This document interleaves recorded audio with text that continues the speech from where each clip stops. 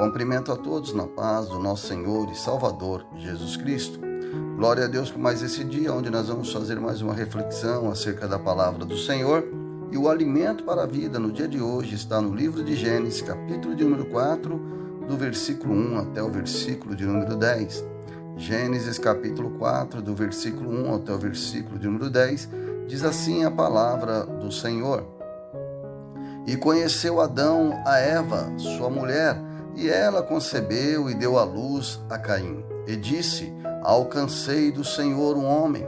E deu à luz mais a seu irmão Abel, e Abel foi pastor de ovelhas, e Caim foi lavrador da terra.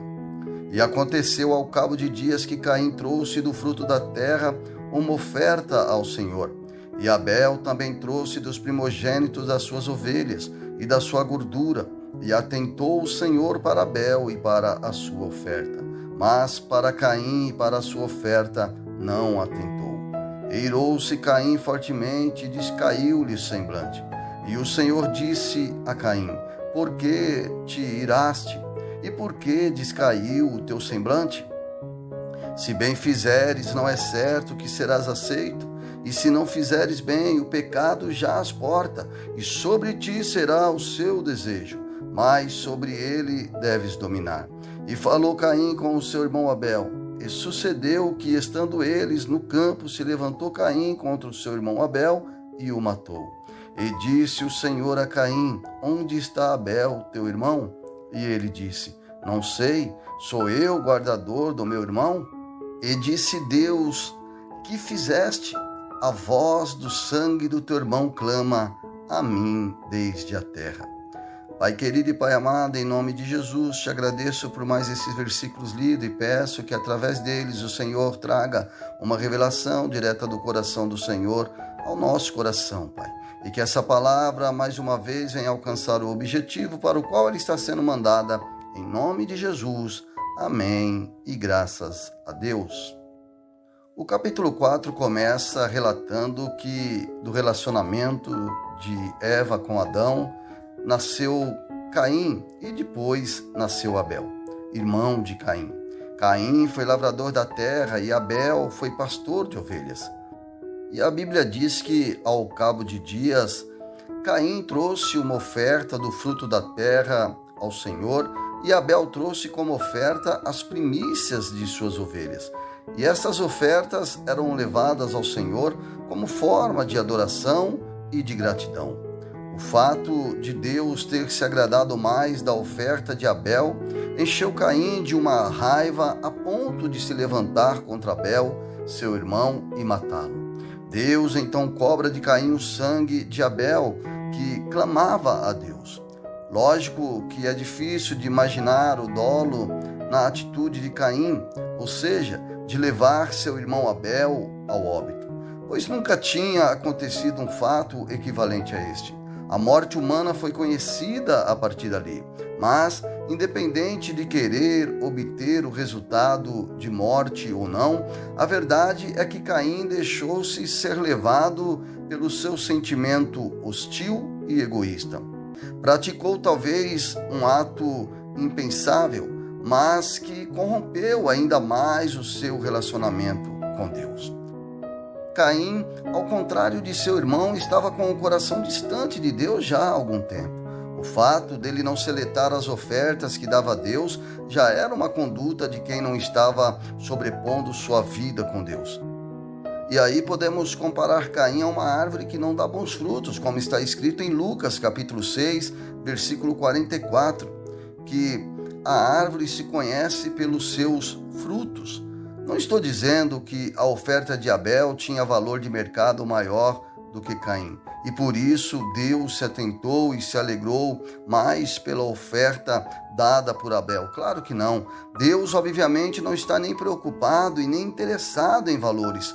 Tanto que em Marcos capítulo 12, versículo 41 a 44, está escrito que Jesus sentou-se em frente do lugar onde eram colocadas as contribuições e observava a multidão colocando dinheiro nas caixas de ofertas no templo. Muitos ricos lançavam ali grandes quantias. Então uma viúva pobre chegou-se e colocou 2 pequeninas moedas de cobre, de muito pouco valor. Chamando a si os seus discípulos, Jesus declarou: afirmo-lhes que esta viúva pobre colocou na caixa de oferta mais do que todos os outros. Todos deram do que lhe sobrava, mas ela, da sua pobreza, deu tudo o que possuía para viver. A diferença entre os procedimentos de Abel e Caim não estavam nos valores daquilo que eles levavam como oferta ao Senhor, mas na maneira que eles levavam. A diferença estava na fidelidade, na gratidão para com Deus. Estava na postura diante de Deus e de tudo que é concernente ao reino de Deus. Na forma de viverem e de colocarem Deus em suas vidas. Deus, na verdade, não queria a ovelha de Abel e nem as lavouras de Caim. Deus queria apenas sinceridade no trato com ele, um coração limpo. E Abel apresentava estas qualidades de um verdadeiro adorador. Então, eu entendo que quando Deus estava recebendo a oferta de Abel, o prazer dele não era em relação à oferta, mas ao modo de Abel se achegar até ele, com o coração limpo e apto a adorá-lo. Ao contrário de seu irmão Caim, e Deus não compactua com indiferenças pessoais. O relacionamento entre um ser humano e Deus só é possível através de um coração purificado e transformado. E por isso que Jesus fala em Mateus, capítulo de número 5, versículo 23 e 24. Portanto, se trouxeres a tua oferta ao altar, e aí te lembrares de que teu irmão tem alguma coisa contra ti, deixa ali diante do altar a tua oferta e vai reconciliar-te. Primeiro com teu irmão e depois vem e apresenta a tua oferta. Entendeu que o interesse de Deus é sempre em reconciliação ou purificação do coração? Porque não há possibilidade de estar com Deus sem viver os preceitos de Deus. E um dos preceitos de Deus é que tenhamos um coração regenerado. Nós aprendemos pelo menos 2 lições com a história de Abel e Caim. A primeira lição: não existe pecado, sejam pequenos ou grandes, na concepção humana, logicamente, que não tenham implicações e penalidades conforme sua dimensão. E o pior, quebra de relacionamento com Deus. Se os erros na vida de uma pessoa, se não forem corrigidos, conduz ao fracasso moral, privando muitas vezes de direitos, levando à falência em muitas áreas da vida, também leva ao fracasso espiritual, o que é a pior condenação que um ser humano pode ter, porque o fracasso espiritual leva a pessoa à separação de Deus, resultando na morte eterna, conforme o apóstolo Paulo escreveu em Romanos, capítulo 6, versículo 23, quando ele diz que o salário do pecado é a morte. Foi exatamente isso que aconteceu com Caim. A partir daquele homicídio, sua vida teve uma mudança radical. As consequências foram irreversíveis. No versículo 11 do capítulo 4, ele passa a ser maldito pela terra. No versículo 12, além de ser um fugitivo pela terra, ainda a terra não lhe produziria mais fruto. A situação de Caim ficou tão terrível que ele chega a ponto de declarar que não poderia suportar tal castigo. E isso ainda não era o pior para Caim, pois o maior castigo seria carregar eternamente a culpa de seu ato.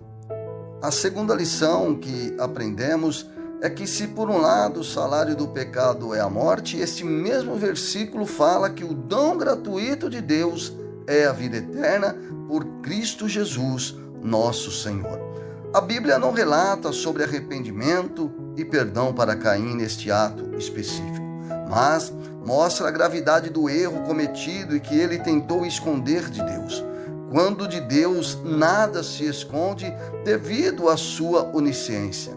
Em Hebreus capítulo 4, versículo 13 está escrito que nada em toda a criação está oculto aos olhos de Deus. Tudo está descoberto e exposto diante dos olhos daquele a quem havemos de prestar contas. O melhor caminho para alcançar o perdão não é escondendo de Deus. Pelo contrário, é confessando a Ele, é admitindo que errou e que necessita de ser perdoado. Amém e graças a Deus. Que Deus possa te abençoar grandemente em nome de Jesus Cristo, e que essa palavra possa ter falado ao teu coração. E até a próxima, se Deus assim permitir.